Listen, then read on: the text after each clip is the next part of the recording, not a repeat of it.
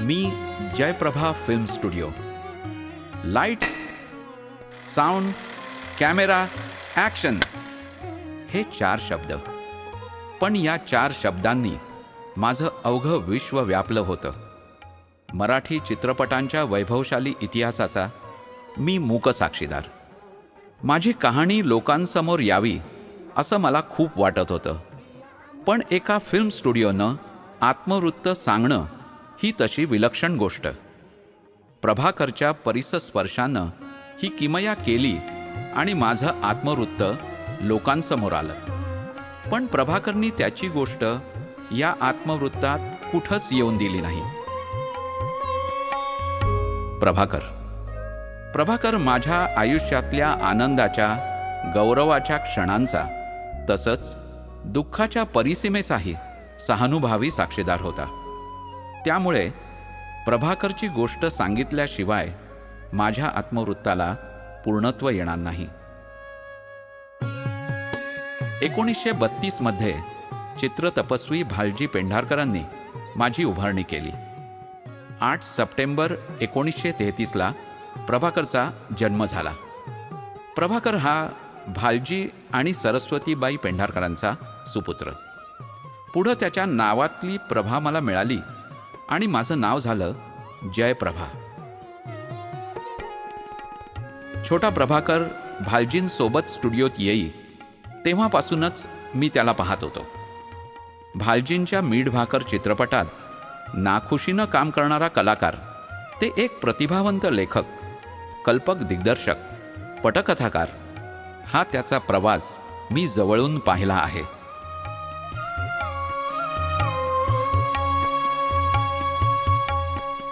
माझं लहानपण हे या स्टुडिओच्या परिसरात येणारी मोठी मोठी माणसं, कलाकार, चित्रपटाचे तंत्रज्ञ यांना पाहण्यात आले. त्यावेळी मला या सर्वाचा अर्थ काही फारसा कळत नव्हता. पण जे काही घडतंय ते विलक्षण आहे, विलोभनीय आहे, पाहण्याजोगं आहे असं मात्र वाटत होतं. एक आमचा चित्रपट होता मीठ भाकर, बाबांनीच घेतला होता तो. तर त्याच्यात 3 जोडपी होती. एक चंद्रकांत मांढरे, मी, दुसरे मास्टर विठ्ठल आणि एक अंजिनी म्हणून होती. आणि पूर्वी काळी लहान मुलांची पण लग्न व्हायची ना, तसे मग एक प्रभाकर आणि त्यांची बहीण सरोज, ते दोघे नवरा बायको, असं 3 हे दाखवलेले होते त्याच्यात. तर त्यावेळेला ही मुलं शाळेतच जात होती, बेबी किंवा सरोजला मी बेबी म्हणायचे आणि प्रभाकर. मीठ भाकर काम करायला बाबांनी जेव्हा आम्हाला बोलवलं त्याला आम्हाला काहीही त्याचं गंध नव्हता. ॲक्टिंग काय काय काय त्या काळात मुलं केस कापायला तयार नसायचे शाळेतले, म्हणून दादाला बाबांनी त्याचा सगळा चमन करून त्याला पिक्चरमध्ये कामाला बोलवून घेतलं. शिंबड बिंबड काढायचं असेल, करायचं काम नाही सांगून ठेवतो. माझा भावरा काल घेतलेला देत नाही. डोंबांनी भाकरी घालून छान घेतला मॅथ्यू. अरे परत का तुझा काय अंगाबरोबर पुरुष माणसाच्या. माझा भावराचा वैरी हे बघ चावती मला. अहो जाऊ बाई, हिने माझा भावरा घेतला. या माझा भावरा द्या दुकान. जाऊ बाई, नवरा संग भांडून या. असं नवरा असला तर ते आपल्या घरचा, नवरा झाला म्हणून भावरा घेतोय. बर हाय तीन तुला एक दिवस पिंड तसली तंदारी चालायची नाही माझ्या मोऱ्या. दादाना अतिशय चिडका होता लहानपणी, खूपच चिडायचा. मारामारी करण्यापर्यंत दादाचं आणि माझं भांडण व्हायचं. इतकं भांडायचं आम्ही दोघं जण की तो मला बडवून काढायचा आणि मी पळत असायची दादासाठी. आणि गोलकरचं आणि माझं फार पटायचं. तर मग दादा त्याला रागवायचा की तुझं कसं पटतं तिच्याबरोबर आणि माझं पटत नाही म्हणून. प्रभाकर, मी, आणखीन बेबी, यात आम्ही लहानपणी इथे खेळलो, बागडलो. आमचा संबंध हा मित्र नव्हे, तुम्ही तर त्याचा मोठा भाऊच होतो. भालजींची कडक शिस्त आणि आईचा प्रेमळ धाक, अशा वातावरणात ही भावंड मोठी होताना मी पाहिली. कोल्हापूरचं आमचं जीवन म्हणजे खूप ऑर्थोडॉक्स जीवन होतं. पन्हाळ्याला आम्ही जात होतो सारखं. बाबांची इच्छा असायची की शिवाजी महाराजांना बाबा मानत असल्या कारणाने सुट्टी झाली की पिक्चरला जायचं असं नाही, पन्हाळ्याला जायचं. पन्हाळ्याला जायचं, किल्ले बघायचे, फिरायचं, जायचं, असं खूप होतं. पोहण्याचे क्लास म्हणून आम्ही पंचगंगा नदीवरती जात असू. त्यात बरीच प्रगती प्रभाकरनं केली होती. तो सुरंगीच्या पुराच्या वेळेला पुलावरून सुद्धा उडी मारत होता. विद्यापीठ हायस्कूल ही प्रभाकरची शाळा. अभ्यासाबरोबरच जीवनमूल्यांचा संस्कार त्याला इथं मिळाला. शाळेच्या केळवकर दिन समारंभासाठी प्रभाकर छोटी नाटुकली लिहित असे. तेव्हापासूनच त्याच्यातील लेखनकलेच्या पाऊलखुणा मला दिसू लागल्या होत्या. उस्ताद अल्लादिया खां, बाबूराव पेंटर यांचा कलासंपन्न वारसा करवीर नगरीला लाभला होता. भालजींच्या चित्रपटांमुळे बाबूराव पेंढारकर, मास्टर विनायक, पृथ्वीराज कपूर, दुर्गाबाई खोटे अशा दिग्गजांचा स्टुडिओत वावर असे.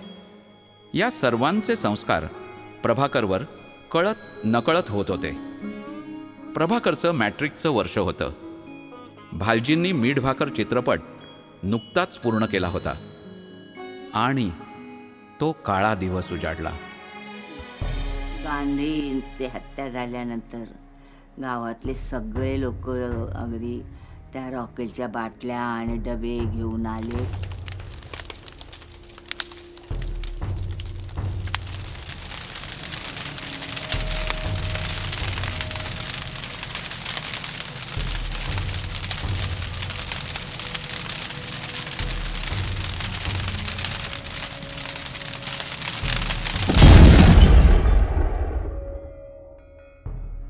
त्या अग्निप्रलयात मी होरपळून निघालो. भालजींनी आयुष्यभराच्या कमाईतून उभारलेले माझे स्टुडिओ, कॅमेरे, यंत्रसामुग्री, कपडेपट सारं जळून खाक झालं. उरले फक्त त्यांचे अवशेष आणि राख. आम्ही प्रत्यक्ष बघितलं स्टुडिओ पेटलेला. त्याच्यानंतर बाबांना अटक झाली, ते तुरुंगातच होते. स्टुडिओत खोली एकच राहिली होती. त्यात ही सगळी मुलं, लीलाबाई, प्रभाकरची आई सगळे राहत होते. प्रभाकर आणि सगळी फॅमिली 2.5 महिने सर्वेलन्स खाली होती. तरी पण 2.5 महिन्यानंतर पुन्हा मॅट्रिकची परीक्षा होती 49ची. कंपनी जळल्यानंतर आम्ही थोडे 2-2 महिने असं दुसऱ्याच्या घरी राहिलो होतो. म्हणजे मी एका घरी, बाकीची भावंडं वेगळी, असं. कारण शाळेत जाताना मुलं मुली त्रास द्यायचे आम्हाला. भीती वाटायची, म्हणजे कोणीतरी काहीतरी करेल आपल्याला, असं पण वाटायचं त्यावेळेला. बाबा तुरुंगातच होते, मग त्यांना बाबांना सोडलं आणि मग परत आमची घरं उभी राहिली सगळी. म्हणजे सांगायचं म्हणजे तिघांची घरं. मग आम्ही तपोवनात राहायला गेलो. एको देव सर्वभूतेषु गूढः सर्वव्यापी. दीक्षित गुरुजींनी स्थापन केलेल्या तपोवन आश्रमामधल्या परंधाम या वास्तूमध्ये इथं बसलेलो आहोत. दीक्षित गुरूंची सेवा, स्वाध्याय, स्वावलंबन आणि साधी राहणे यांचा परिणाम प्रभाकर आणि त्याची सगळी भावंडं यांच्यावर झाला. आयुष्यामध्ये आलेली जी सुख असू देत किंवा दुःख असू देत, त्याच्याकडे आपल्याला स्थितप्रज्ञासारखं बघता आलं पाहिजे. आणि ही वृत्ती जी आहे, ही वृत्ती निर्माण होण्यासाठी हे तपोवन आश्रम आणि हे संस्कार त्यांना कारणीभूत झाले. त्या राखेतून भालजींनी स्टुडिओ परत उभा केला. मीठ भाकर चित्रपट कलाकार आणि तंत्रज्ञांच्या साह्यानं पुन्हा नव्यानं चित्रित केला गेला. भालजींच्या ह्या अशरण वृत्तीचा प्रभाकर व त्याच्या भावंडांवर सकारात्मक परिणाम झाला. हायस्कूलमधलं त्यांचं शिक्षण संपलं आणि दादाने राजाराम कॉलेजमध्ये प्रवेश घेतला. त्यांच्या मनामध्ये पायलट व्हायचं होतं, वैमानिक व्हायचं होतं. आणि त्यासाठी त्यांनी सायन्स विभागाकडे प्रवेश घेतला. 6 महिने झाले आणि 6 महिन्यानंतर त्यांच्या लक्षात आलं की हे विज्ञान आणि रसायन हे आपल्याला काही झेपणारं नाही आहे. आणि 6 महिन्यानंतर प्रभाकरदादांनी सायन्स साईड बदलली, ते आर्ट्स साईडकडे गेले आणि मग आपल्याला माहिती आहे त्यांचा लेखन कलेचा जो काय पुढचा जो सगळा प्रपंच जो निर्माण झालेला आहे त्याच्या पाठीमागं ही आर्ट्सची बाजू निवडण्यामध्ये आणि त्याच्यासाठी दीक्षित गुरुजींनी केलेलं जे सहकार्य आहे त्याची फार मोठी बाब आहे असं मला वाटतं. तपोवन कादंबरी ही दीक्षित गुरुजींना वाहिलेली ही एक सश्रद्ध आदरांजली आहे असं मला वाटतं. BA झाल्यानंतर प्रभाकर भालजींचा सहाय्यक म्हणून स्टुडिओत येऊ लागला. राजा शिवछत्रपती, महाराणी येसूबाई, आकाशगंगा ह्या चित्रपटांसाठी प्रभाकरनी सहाय्यक म्हणून काम केलं. प्रभाकर आणि एक दुसरे तोरणे म्हणून होते त्यावेळेला बाबांकडे, नंतर असिस्टंट म्हणून काम करायचे. तेव्हा हे दोघे मला म्हणायचे, आम्ही दिग्दर्शक झालो की तुम्हाला घेणार हिरोईन म्हणून. आणि खरंच त्याप्रमाणे प्रभाकरना पाहिलं. भाव तोची देव हा मंगेशकरांचा चित्रपट त्यांनी केला, त्याच्यात त्यांनी मलाच घेतलं. त्यांना एक क्रेन शॉट घ्यायचा होता. त्यावेळेला आमच्याकडे तिथे काही क्रेन नाही, म्हणजे पुण्यापर्यंत सुद्धा त्यावेळेला क्रेन नव्हते, काय मुंबईत असतील तर. क्रेन शॉट कसा घ्यायचा, आणि त्यांना ते इंग्लिश पिक्चर आणि सगळे पिक्चर्स बघून ना बरंचसं त्यांना त्याचे वाचन खूप होतं मोठं प्रभाकरचं. तर त्यांनी शेवटी काय केलं, असे 2 मजली तो वाडा होता.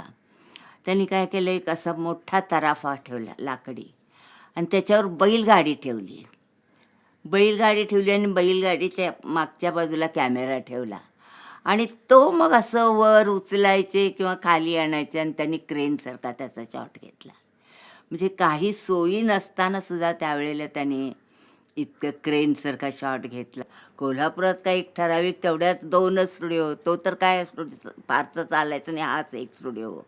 आणि इथं काय बाबांचे चित्रपट, बाहेरचे पण कधी फारसे चित्रपट तिथे यायचे नाहीत.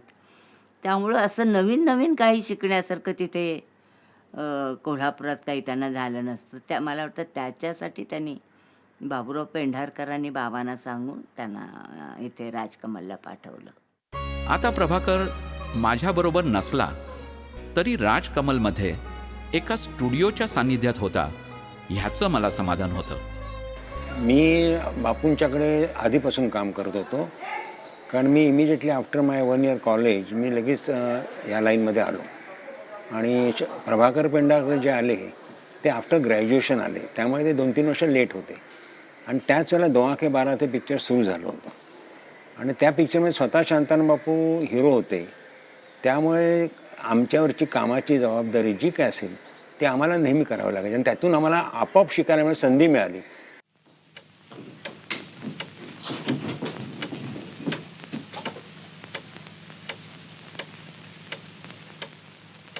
आइए,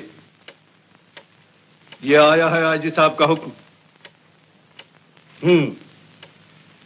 तुम नए लोग, नए विचार तुम्हारे, नया प्रयोग, नया तजुर्बा हासिल करना है तुम्हें. आमच्याकडे स्क्रिप्ट यायचा आधी. प्रभाकरना त्यांचा अक्षर चांगला असल्यामुळे त्याची कॉपी करायची, आणि आम्ही दोघंही आपापल्या परीने आम्ही व्हिज्युअलाइज करायचो. आणि शांतारामबाबूंची स्टाईल एकदा माहीत झाली तर आम्ही आमच्या पद्धतीने ते लिहायचं. कारण तिथे काही शाळा म्हणजे स्कूल काय असं नव्हतं की आपण शाळेत जाऊन आज हा लेसन आहे, आज डायरेक्शन शिकायचं आहे, असं नाही. तर आम्ही करत गेलो, शिकत गेलो, करत गेलो, शिकत गेलो, असं झालं. तो अगदी बारकाईनं अण्णांचं डायरेक्शन बघत असायचा, आणि अण्णांच्याकडे सगळं आम्हाला मोकळीक होती. म्हणजे दिग्दर्शन बघायचं, एडिटिंग बघायचं, ते तेव्हा काय बंधन नव्हतं. ते खूप शिकायला मिळालं. तो अतिशय कल्पक आणि टेक्निक त्यांनी चांगला आत्मसात केलेलं होतं. पिक्चर शूटिंग करताना तो टेकिंग चांगलं करायचा, अभ्यासपूर्वक करायचा, विचारपूर्वक करायचा, आणि तसं कुठल्या गोष्टीचं प्रेशर नाही किंवा काही नाही. आणि Prabhakar was all the time enquiring, questioning. तर तोच त्यांची ती उत्सुकता जी होती जाणून घ्यायची, शिकण्याची, त्याचं मला त्यामुळे मला बरं वाटायचं. कुठल्याही कामाला ते कधी नाही म्हणायचे नाहीत. कारण माझं काम मला एक आणखीन एक असिस्टंट मिळाला, आणखीन एक काम करणार मिळालं, मला बरं वाटायचं. माझं काम शेअर केलं जातं. राजकमलमध्ये प्रभाकरची इंदुमतीशी गाठ पडली. त्यांचे सूर जुळले. आणि इंदुमती प्रभाकरची गृहलक्ष्मी, सचिव आणि सखी झाली. दरम्यानच्या काळात प्रभाकरला फिल्म्स डिव्हिजनमध्ये काम करण्याची संधी चालून आली. विविध विषयांवर फिल्म्स करण्याची ही सुसंधी होती. पण भालजींचा प्रभाकरच्या नोकरी करण्यालाच विरोध होता. मग काका बाबूराव पेंढारकरांच्या पाठिंब्यानं प्रभाकरनी ही नोकरी स्वीकारली. प्रभाकर पेंढारकर ही व्यक्ती फिल्म्स डिव्हिजनमध्ये जवळजवळ एक 10 वर्षानंतर फिल्म डिव्हिजन इस्टॅब्लिश झाल्यानंतर ते फिल्म्स डिव्हिजनमध्ये आले. म्हणजे हसरा चेहरा, टाईमशीर येणं, टाईमचं पर्वा न करता काम करत राहणं फिल्म कंपाऊंडमध्ये, हे सगळं म्हणजे जबरदस्त क्वालिटीज होती. पारंपरिक चित्रपट निर्मिती सोडून सरकारी अनुबोधपट बनवणं हा बदल तितकासा सोपा नव्हता. पण त्या कामाचं महत्त्व प्रभाकरच्या लक्षात आलं. फिल्म्स डिव्हिजन या दृकश्राव्य माध्यमातर्फे इतिहास फिल्मवरती बनवण्याचं प्रयोग होते. ते इतिहासाचं दर्शन जे आहे ते पुढल्या पिढ्यांना घडणार होतं. म्हणजे गांधी आणि त्यावेळेच्या ज्या काही मोठ्या घटना या सगळ्या काय आहेत ते केवळ पुस्तकातून नाही तर प्रत्यक्ष चित्रातून प्रेक्षकांना पाहता येईल. आमच्या डॉक्युमेंटरीज 15 भाषेत व्हायच्या आणि त्याच्यामध्ये ते दाखवल्या जात होता. त्यामुळे त्याची इम्पॉर्टन्सही वाढलेली होती. फिल्म डिव्हिजनमध्ये म्हणजे हे गव्हर्मेंट ऑफिस होतं. 5:30 वाजता सुट्टी व्हायची संध्याकाळी आणि दारावर गर्दी व्हायची सगळे लोकांचे घरी जाण्याच्या घाई करता. आणि प्रभाकर पेंढारकर कुठे दिसेना, ते आपल्या रूममध्ये बसून काम करायचे आणि लेट अवर्सपर्यंत 8:30 9:30पर्यंत ते तिथं काम करायचे.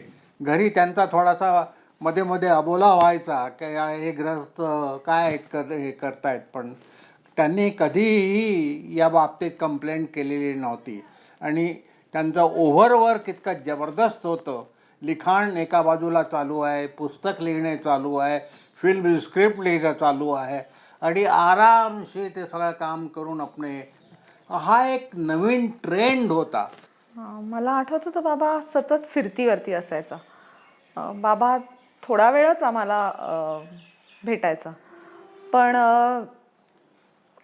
जो काही वेळ भेटायचा त्यावेळेला बाबाच्या टूर्सच्या आठवणी, त्याला भेटलेली लोकं, ह्यांच्याबद्दल आम्हाला तो इतकं सांगायचा की ती सगळी लोकं न बघता सुद्धा आपल्या ओळखीची आहेत असं वाटायचं. त्या आठवणी पण इतक्या इंटरेस्टिंग असायच्या की ती जी सगळी स्थळं जिकडे बाबा जाऊन शूटिंग करून आलंय ती स्थळं सगळी परत एकदा आपण कुठेतरी जाऊन बघावीत अशी लहानपणापासनं मनात इच्छा किंवा फिलिंग बिल्ड झालेलं. आम्ही साहित्य सहवासमध्ये राहत असताना वार्षिक संमेलनासाठी काही नाटकं बसवलेली. ते बाबा अतिशय बिझी असताना पण बाबांनी ती नाटकं लिहून दिलेली आमच्यासाठी. तालमीना बाबा फारसं नसायचंच, कधी नसायचंच म्हणजे, पण नाटक बघायला मात्र बाबा आवर्जून आलेला. बाबाला आम्ही केलेल्या छोट्या छोट्या गोष्टींचं अतिशय कौतुक. चांगली माणसं, चांगली पुस्तकं, चांगले पिक्चर्स, त्यांनी बघितलेली चांगली ऐतिहासिक स्थळं, सगळ्या गोष्टींमध्ये आम्हाला इन्क्लूड करायची त्याची धडपड. फार काही आजूबाजूच्या त्याच्या कॉन्टॅक्टमध्ये येणाऱ्या सगळ्याच लोकांना या सगळ्याच गोष्टींची माहिती व्हावी, त्यांचा त्या गोष्टींशी संपर्क यावा ह्याच्यासाठी त्यांनी केलेली धडपड. मला आठवतं की आमच्या लहानपणी बाबा नेहमी फिल्म्स डिव्हिजनमध्ये डॉक्युमेंटरीजचे शो अरेंज करायचा. त्याच्या डॉक्युमेंटरीज आणि बाकीच्यांनी केलेल्या चांगल्या डॉक्युमेंटरीज.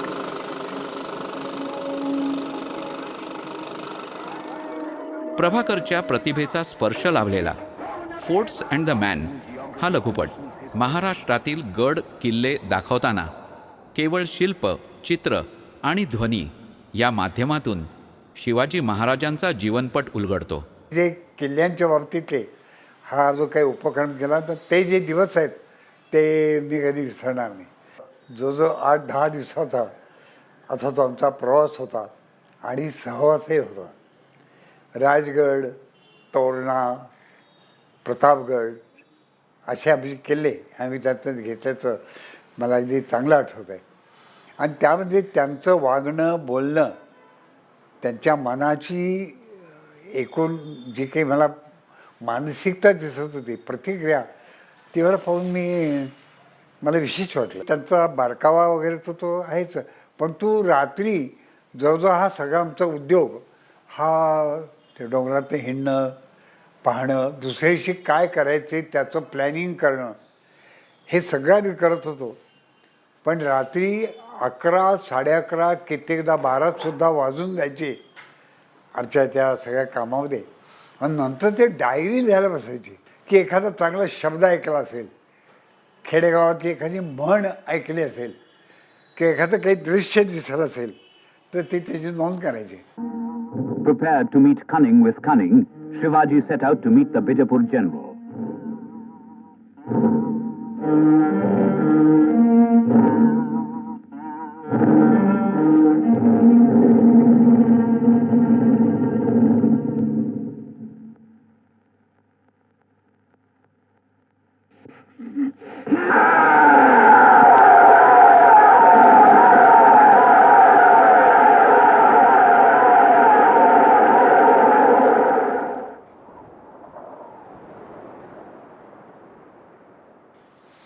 हे जे त्यांच्या जीवनातला जो उत्तम डायरेक्टर होता, तो उत्तम विचारवंतही होता आणि उत्तम सामाजिक कार्यकर्ताही पण होता.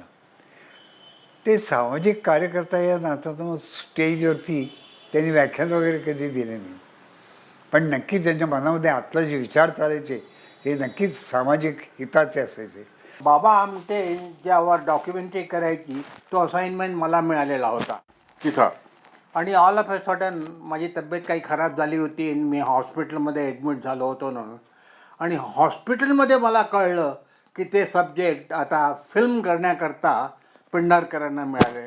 मला इतकं बरं वाटलं. नाहीतर हा फार सेन्सिटिव्ह पॉईंट असतो की तुम्ही स्क्रिप्ट लिहिली आहे, सगळं काही केलेलं आहे आणि कोणालाच मिळाले.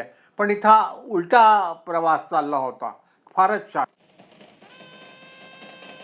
Each individual is a thread, a strand in the weaving of a great purpose. The purpose inspired by the work of Murlidhar Devidas Amte, known in India and many countries as Baba Amte. आणि त्यांचा 1980 साली आनंदवन परिवाराशी संबंध सुरू झाला. त्यांच्या मनात असं होतं की या फिल्मबरोबर दुसरं काहीतरी आपण करू शकतो का. ती फिल्म डॉक्युमेंटरी म्हणून जेव्हा फिल्म थिएटरमध्ये दाखवण्यात यायची त्यावेळेला लोक डॉक्युमेंटरी संपले की मूळ फिल्म बघायला लोक जायचे, तेव्हा फिल्मला जास्त प्रसिद्धी मिळायची नाही. हे पंतांच्या जेव्हा लक्षात आलं तेव्हा त्यांनी दुसऱ्या कॅमेऱ्याचं प्रयोजन मला सांगितलं की माझी पत्नी सौभाग्यवती इंदुवेनी ही एज्युकेशनल ऑडिओ व्हिज्युअल सर्व्हिसेस त्यांचा प्रकल्प आहे. त्यांनी त्या वेळात मला आठवतं की 125 की 150 स्लाईड्स काढलेल्या होत्या त्यावेळेला. तो स्लाईड शो आम्ही येणाऱ्या जाणाऱ्यांना दररोज दाखवायचा. त्या स्लाईड शोनी आमच्या कुठल्याही कार्यक्रमाची सुरुवात व्हायची. त्या दोघांचे उद्देश तोच होता की यातून पैसे निर्माण करावेत असं नाही, पण लोकांची मानसिकता बदलवण्याकरता याचा उपयोग व्हावा. आणि त्यामुळे ते नातं आमचं अजरामर झालं. त्यांची ही अप्रकाशित बाजू की कुष्ठरोग्यांच्या वेदनेशी त्यांनी जे नातं जुळवलं आणि ज्या काळात आम्ही संकटात असताना आमच्याशी त्यांनी आम्हाला साथ दिली, त्या दोघेही पती पत्नींचे आम्ही कृतज्ञ असू. प्रभाकरनी फिल्म्स डिव्हिजनसाठी विविध विषयांवर लघुपट केले.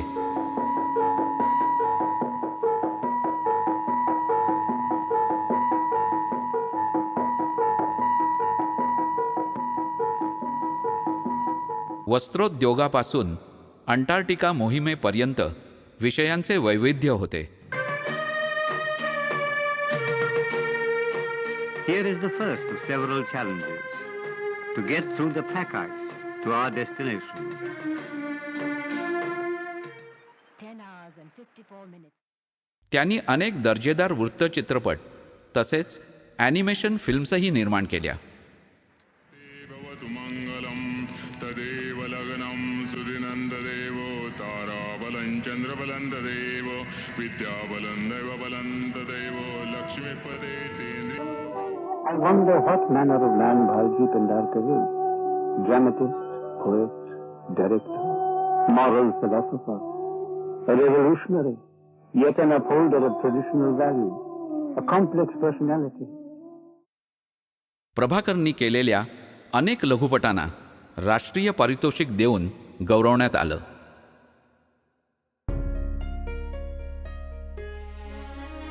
निर्माण झालेल्या फिल्म्सचं जतन करण्याची गरज प्रभाकरनी ओळखली. कॅनडा फिल्म बोर्डामधील त्या कामाची माहिती घेऊन तसं काम भारतात सुरू करण्यासाठी त्यांनी प्रयत्न केले. फिल्म्स डिव्हिजनमध्ये साहित्यविषयक कार्यक्रम प्रभाकरनी सुरू केले. आणि आम्हाला चांगले चांगले लेखक पाहायला मिळाले त्यांच्यामुळे. हे सगळे तेंडुलकर येत आहेत तिकडे, दर महिन्याला एक चक्क त्यांचा असे आणि ते सरळ प्रभाकर पेंढारकरांच्या केबिनमध्ये जायचं. जर प्रभाकर ऑफिसच्या दुसऱ्या कामामध्ये बिझी वगैरे आहे ते तिथं बसायचे, वाट पाहायचे आणि तासन तास त्यांच्याबरोबर त्यांची बोलणी वगैरे व्हायची. कामाच्या निमित्तानं प्रभाकरला देशविदेशातील प्रतिभावंतांबरोबर काम करण्याची संधी मिळाली. झूल वेलानी, एस सुखदेव, वसंत देसाई आदींबरोबर प्रभाकरनी लघुपट केले. प्रभाकरनं आंध्र प्रदेश फिल्म डेव्हलपमेंट बोर्डाच्या हैदराबाद येथील फिल्म निर्मिती केंद्राची उभारणी केली. फिल्म सेन्सॉर बोर्डाचा सदस्य तसंच पुण्यातील राष्ट्रीय चित्रपट संग्रहालयाचा संचालक म्हणूनही प्रभाकरनी काही काळ काम पाहिलं. दरम्यानच्या काळात प्रभाकरचं माणूस, दीपावली अशा नियतकालिकात लेखनही सुरू होतं. प्रभाकर एक उत्तम चित्रकार आणि फोटोग्राफर होता हे फार थोड्या लोकांना माहिती असेल. आता तुम्हाला सांगायची एक फार मोठी गोष्ट म्हणजे व्ही शांताराम म्हणजे एकदम magnet of the film industry, त्यांचा याच्यावर आपल्या पेंढारकरवर इतका जबरदस्त कॉन्फिडन्स होता की त्यांनी फिल्म डिव्हिजनमध्ये काम करत असताना पेंढारकरांना ओढून बाळ शिवाजीच्यावर फिल्म करायला सांगितली.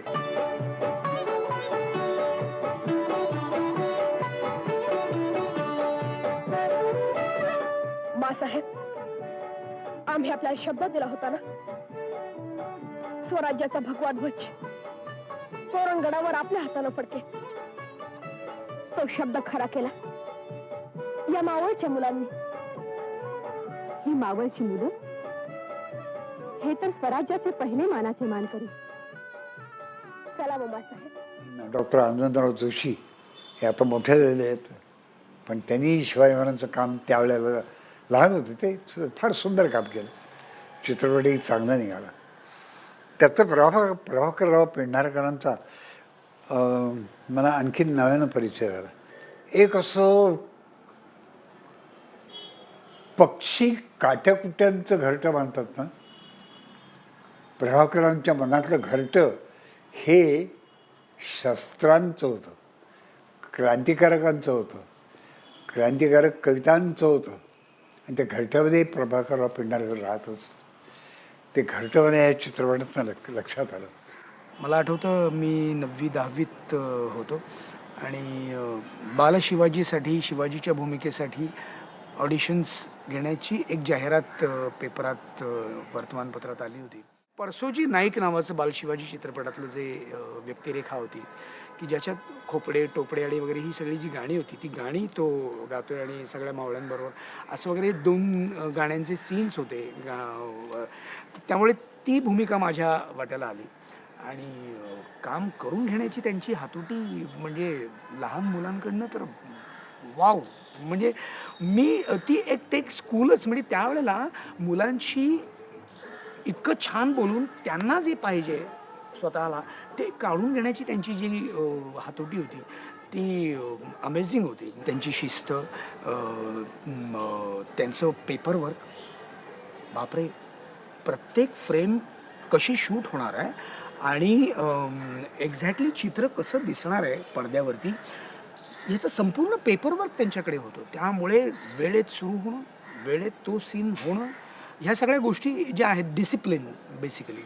आणि डिसिप्लिन असूनसुद्धा तो एखाद्या काय म्हणूया हिटलरगिरी करून नाही, तर जे शिस्त जी आहे ती गोड बोलून खूप छान सगळ्यांची हसत खेळत आणि मजा करत ते त्यांच्या वेळेतलं काम जे आहे ते करण्याचं त्यांचं जे कसब होतं ते म्हणजे फार कमी बघायला मिळालं त्याच्यानंतर मला. आणि म्हणजे ते शिकणं तर होतंच, म्हणजे तुमच्या व्यक्तिरेखेचा अभ्यास, त्याच्यासाठी तुम्ही काय करायला पाहिजे, ह्या गोष्टी तर होत्याच. पण त्याच्याही पलीकडे जाऊन केवळ मनोरंजनासाठी म्हणून हे माध्यम नाही, तर त्या मनोरंजनाबरोबरच आपली जबाबदारी आहे कलावंत म्हणून, क्रिएटिव्ह काम करणारा एक या समाजातला घटक म्हणून तुमची एक खूप मोठी जबाबदारी आहे. ती जबाबदारी आयुष्यात कधी विसरता कामा नये. हे जे भान मला त्या प्रोजेक्टमधनं आलं ते मला असं वाटतं की माझ्यासाठी खूप मोठी देणगी होती. त्यांनी केलेले चित्रपट तसे संख्येने फार मोठे नाही आहेत, पण एका बाजूला उत्तम दर्जाचा विनोदी चित्रपट ते दादा कोंडक्यांच्या मदतीनं किंवा दादा कोंडक्यांना मदत करीत करीत ते निर्माण करू शकतात हे सिद्ध झालेलं आहे. आपल्या चित्रपटातून प्रभाकरनी महेश कोठारे, राधा बारटक्के, अश्विनी भावे अशा नवोदित कलावंतांना संधी दिली. आणि माझं भाग्य एवढं मोठं की माझी पहिलीच फिल्म मला करायला मिळाली ती भालजी पेंढारकरांच्या बॅनरखाली. प्रभाकाकांची एक फार विशिष्ट स्टाईल होती जी त्यांच्या स्वभावाला अनुसरून होती.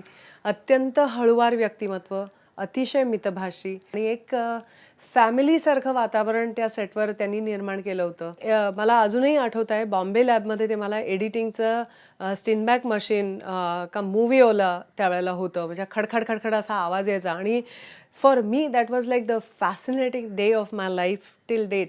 आणि तेव्हापासूनच मला एडिटिंगची आवड लागली. आणि पुढे जाऊन माझ्या लग्नानंतर मी अमेरिकेत ज्यावेळेला स्थायिक झाले त्यावेळेला मी फिल्म चा पूर्ण माझ्याकडे डिग्री मी घेतली, त्याचं शिक्षण घेतलं. ह्याचं कारणच प्रभाकाका expose me to that editing table in my very first film. त्यांनी मला त्यांच्या फिल्म्स डिव्हिजनमध्ये नेलं, वेगवेगळ्या फिल्म्स कशा पाहाव्यात, का पाहाव्यात, त्या फिल्ममध्ये काय बघावं हे सगळं शिकवलं.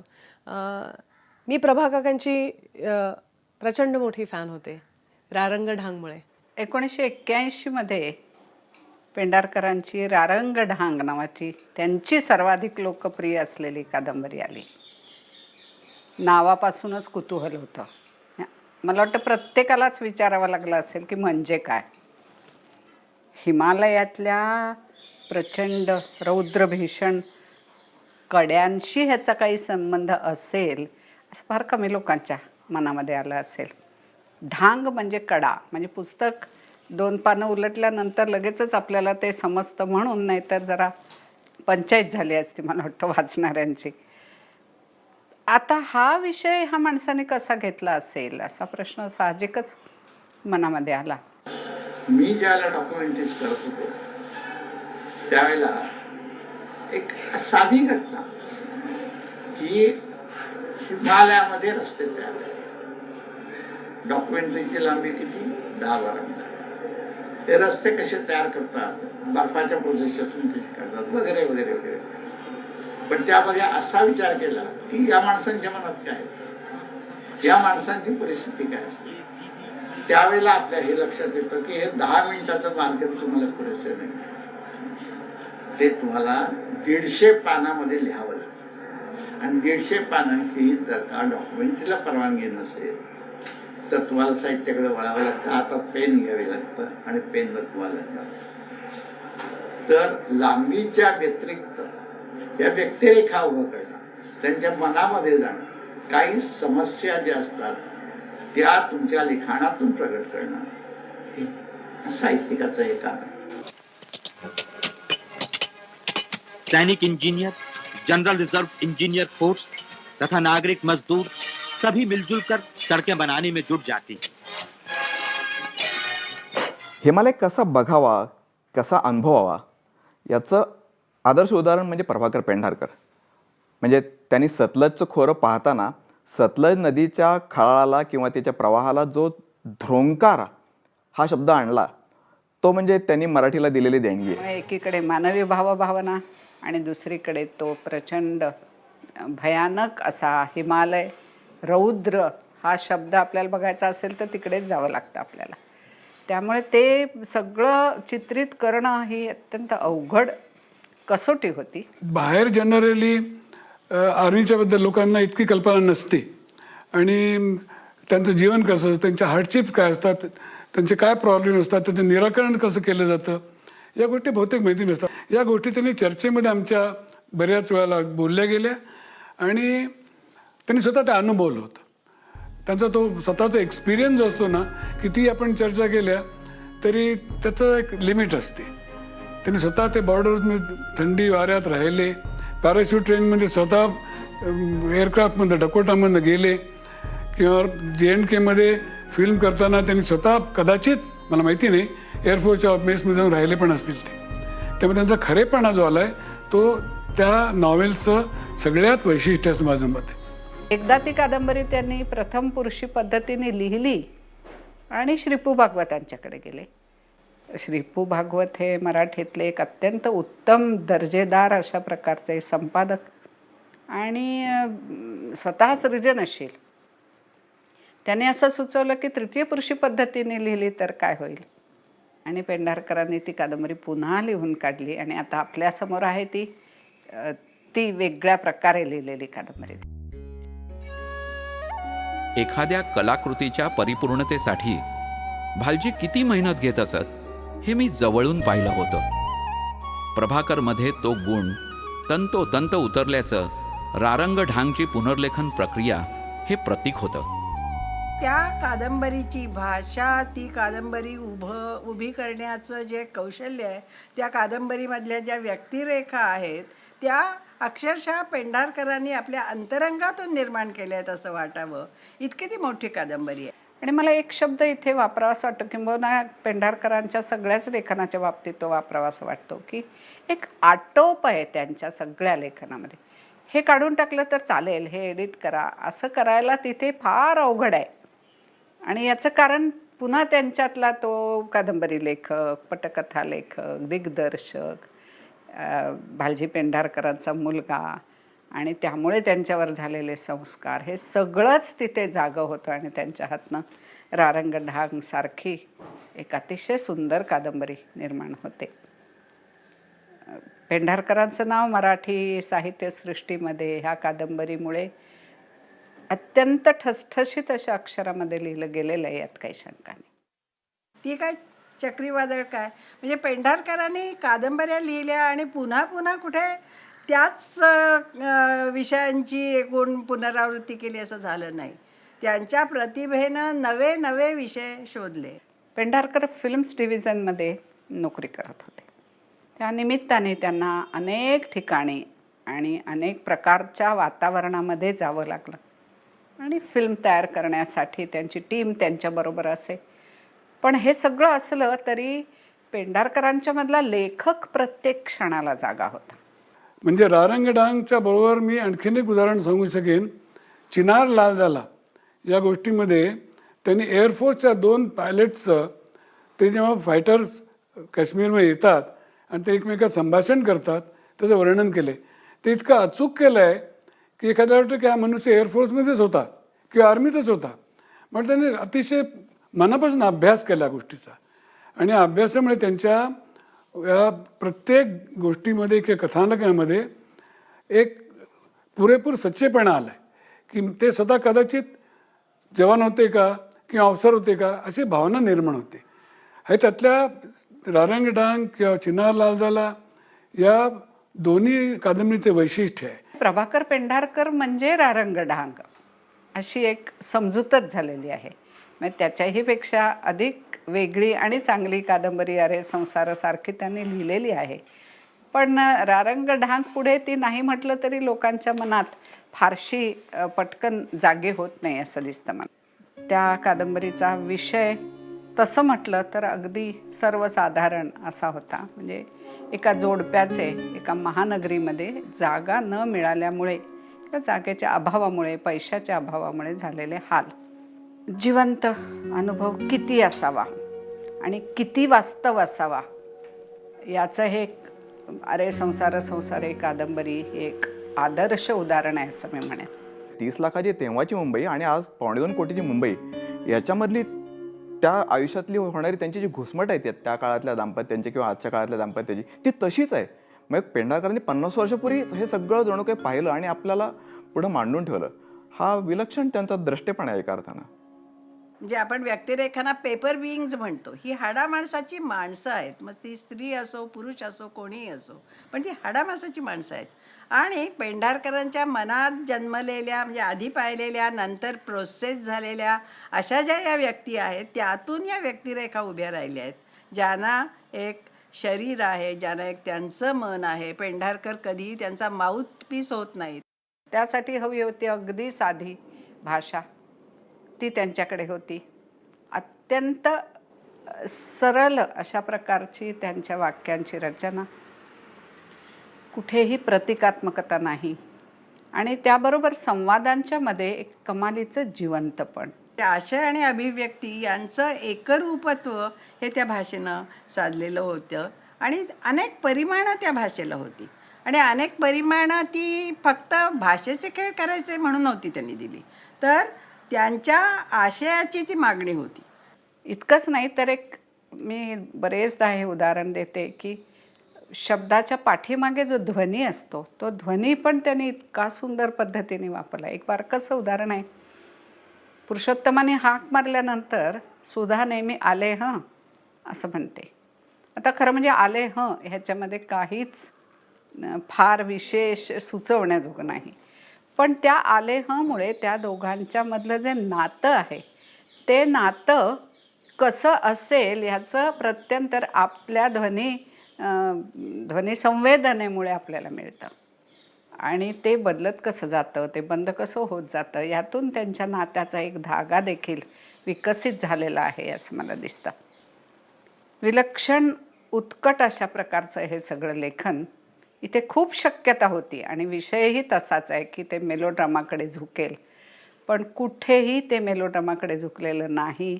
याचा अर्थ पेंढारकरांची लेखणी अत्यंत संयमी आहे. त्यांनी लिहिलेलं जर आपण लिखाण वाचलं, कादंबऱ्या वाचल्या, तर त्यात एक ध्येयवाद सापडतो.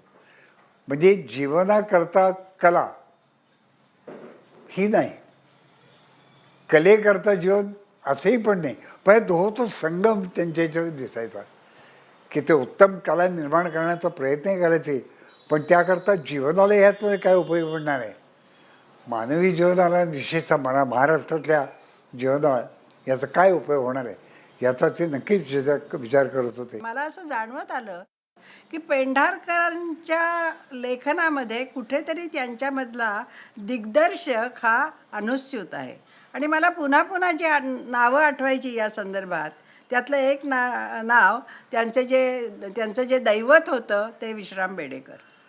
व्यंकटेश माडगुळकरांच्या लेखनाला ही अशी एक दृश्य मिती होती असं मला वाटतं आणि तीच पेंढारकरांच्या अवघ्या लेखनाला होती. समकालीन कादंबरीकार अनेक होते, पण मी आता उल्लेख केला तो विश्राम बेडेकरांचा केला. तर मला असं वाटतं की काहीतरी असं आंतरिक नातं या दोघांमध्ये असलं पाहिजे. पेंढारकरांच्या कादंबऱ्यांचा आणि अन्य लेखनाचा असा एक आणखी विशेष सांगता येईल की मी म्हटलं आत्ता त्याप्रमाणे कोल्हापूरचे संस्कार तर होतेच होते. फिल्म्स डिव्हिजनमध्ये जी नोकरी केली त्यामुळे आलेल्या अनुभवांचे संस्कार होते, पण मुख्यतः त्यांचा जो स्वभाव होता तो स्वभाव अलिप्तही होता आणि गुंतलेला असाही होता. म्हणजे रामदासांचं एक वचन मला सहजपणे आठवलं, काही गलबला काही निव्वळ ऐसा कंठीत जावा काळ. तर ते असे गलबल्यात असायचे आणि त्या गलबल्यात त्यांना अनेक माणसं भेटायची, तर त्यामधली काही माणसं जी त्यांना आवाहन करून गेली त्या माणसांचा त्यांनी शोध घेतलेला आहे, अत्यंत सूक्ष्मपणे शोध घेतला आहे. कारण त्यांना माणसामध्ये इंटरेस्ट होता आणि माणूस कसा का असेना त्याचं चांगलं बघायचं हे त्यांचं ब्रीदवाक्य होतं. सीधा साधा आदमी म्हणतात ना, म्हणजे भालजी काकांना त्यांनी साधा माणूस जे फिरले ते प्रभाकरला तेवढंच लागू होईल की निष्पापणे असं बोलणं, हसणं, मनमोकळेपणा हसणं, आवडली कुठं सांगणं, टाळी मारणं हातात, ही त्यांची खासियत होती अगदी. हा जो माणूस आहे, हा जो लेखक आहे, तो कोल्हापुरात रुजलेला होता. नंतर त्यांनी खूप भ्रमंती केली, डॉक्युमेंटरीज करण्याच्या निमित्तानं केली, त्यातून काही निर्मितीही त्यांची अतिशय उत्तम अशी झाली, अगदी काही शंकाच नाही. परंतु तरीसुद्धा कोल्हापूर हे कुठेतरी मनामध्ये भिनलेलं होतं आणि ते त्यांना प्रेरणा देत होतं आणि त्या प्रेरणेतून हे अद्भुत लेखन झालेलं आहे. म्हणजे काय म्हणावं त्या लेखनाला, अभिजात असंच ते लेखन आहे. तसंच त्यांचं एका स्टुडिओचे आत्मवृत्त. आता ते पुस्तक सुद्धा असं चित्रप्राय शैलीमध्ये त्यांनी लिहिलेलं आहे आणि कल्पनाच किती छान आहे. शीर्षक आत्मवृत्त कोणाचं, तर ते स्टुडिओचं. तर हा पेंढारकरांच्या स्वभावाचा विशेष होता. ते जेव्हा जेव्हा काही लिहायचं असेल तेव्हा तेव्हा त्यात गुंतलेले असायचे, पण पुन्हा अलिप्तपणानं ते लिहायचे. म्हणजे एस्थेटिक डिस्टन्सिंग, कलात्मक अंतर राखणं आपण म्हणतो, ती किमया त्यांना केवळ स्वभावामुळे नव्हे तर एक लेखक म्हणून, एक प्रतिभावंत म्हणून साधलेली होती. ते चंद्रकांतमध्ये आलेलं आर्टिकल राजेंद्र प्रकाशनला द्यायला पेंढारकर काका तयार झाले, कारण त्याच्यामागे जी मेहनत होती राजेंद्रांची ती त्यांनी पाहिली होती आणि त्यांनी फक्त अवघी आम्ही 4-5 पुस्तकच प्रकाशित केल्यानंतर एका स्टुडिओचं आत्मवृत्त प्रकाशित केलं आणि त्यांनी तो जो विश्वास दाखवला तो नॅशनल अवॉर्ड मिळून सार्थ झाला असं मला वाटतं. तपोवन पुस्तक जेव्हा प्रकाशित झालं तेव्हा त्याला आपटे वाचन मंदिराचा पुरस्कार मिळाला. तर अशा पेंढारकरांच्या सर्व लेखनाला पुरस्कार मिळत गेले आणि त्यामुळे धनंजय चंद्रकांत आणि राजेंद्र प्रकाशनाला वलय प्राप्त होत गेलं. पण पुरस्कार मिळाले, आमच्यासारख्या त्यांच्या वाचकांना असं वाटतं की आणखी मिळायला पाहिजे होते, आणखी उच्च स्तरावरचेही मिळायला हवे होते. पण तरी आमच्यासारख्या चाहत्यांना सुद्धा अरे हे नाही मिळालं, ते नाही मिळालं असं पेंढारकरांबद्दल वाटत नाही. आम्हाला त्यांनी खूप दिलंय. करंदीकर म्हणतात त्याप्रमाणे देणाऱ्याने देत जावे असं पेंढारकर देते होते आणि ते खूप खूप देऊन गेले. कसला आजार झाला त्याचा कधी काय कळलं नाही, त्यातनं तो बराच झाला नाही. पुण्याला आल्यानंतर बरं वाटतं म्हणून पुण्यात राहिले ते. तिथंही त्यांची सगळी ट्रीटमेंट चालू होती, सगळे आम्ही लोक जाऊन भेटायचे. पण शेवटी खूप आजारपणाला कंटाळला त्याच्यामध्ये. शेवटी बाबा जेव्हा हॉस्पिटलमध्ये होता तेव्हा Munu was putting Baba's all the financial things in order. ते दिवस खरं तर कुठेतरी दुःखाचे म्हणायला पाहिजेत, कारण बाबा खूप आजारी असायचा. पण त्या काळात आम्ही जे बाबाच्या जितकं जवळ आलो किंवा बाबाला इतकं जवळून बघितलं, म्हणजे स्वतःला कितीही त्रास होत असेल तरी तू जेवलीस का, किंवा या कॅन्टीनमध्ये चीज सँडविच चांगलं मिळतं, तर तुम्ही दोघी जणी जाऊन खाऊन या, हे बाबा आपल्याला नेहमीच सांगायचं. किंवा सिस्टर्सची, प्रत्येक नर्सची बाबा आवर्जून गुड मॉर्निंग, गुड आफ्टरनून आणि कशा आहात तुम्ही, तुमचं गाव कुठचं, ह्या सगळ्या चौकशा. कधी कधी आम्हाला थोडंसं एम्बॅरेसिंग व्हायचं, पण that is how he was. म्हणजे डॉक्टर्स आले की डॉक्टरांची पुस्तकं, लिटरेचर, त्याला भेटायला येणाऱ्या सगळ्या लोकांशी, डॉक्टरांशी ओळख करून देणं, हे सगळं त्याला आजारपणातही तो करत होता. बाबाचं व्यक्तिमत्व शब्दात कसं पकडणार. लोक श्राद्ध करतात गेलेल्या पितरांची आठवण ठेवण्यासाठी. इथे रोजच आठवणीत भेटणारा बाबा, त्याचं काय करणार. आता माझं अस्तित्व केवळ अवशेष रूपानं उरलं आहे, तरी अजूनही माझ्या मनात प्रभाकरच्या विलोभनीय स्मृतींचं एक दालन आहे. त्या दालनात मी आज तुम्हाला घेऊन गेलो आणि प्रभाकरची कथा तुम्हाला सांगितली. आज माझ्या आत्मवृत्ताला खऱ्या अर्थानं पूर्णत्व आलं. प्रभाकरच्या परिसस्पर्शानं माझ्यासह अनेकांच्या जीवनाला सोनेरी झळाळी लाभली होती. असा हा अजातशत्रू प्रतिभावंत 7 ऑक्टोबर 2010ला हे लौकिक जग सोडून गेला.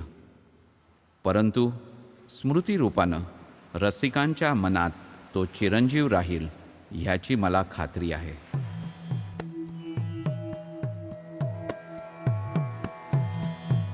आ